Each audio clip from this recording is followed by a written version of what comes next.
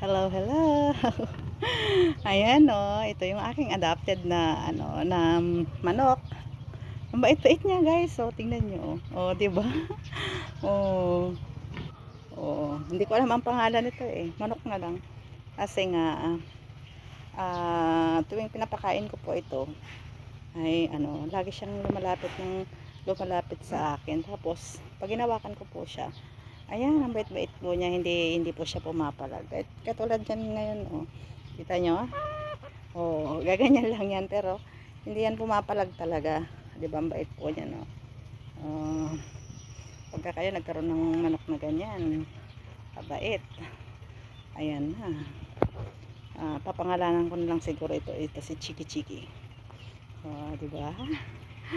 Ayan, guys, nakakatawa lang, oh. Oh.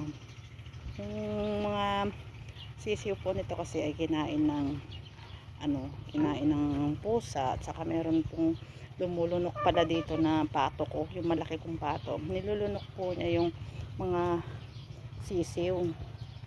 Ayan po, guys, diba, napakabait ni Chiki.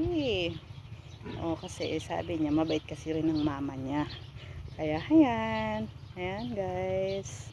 oh Mahalin natin ang ating mga alaga, huwag natin silang sasaktan, para in return mamahalin rin nila tayo at bibigyan nila tayo ng maraming pagkain. Chiki, thank you. Ayan na si Chiki, guys. Napakawalan ko na po siya. Gustong gusto naman niya talaga. Ayan, 'di ba? ah Yan lamang po. Thank you so much for watching again.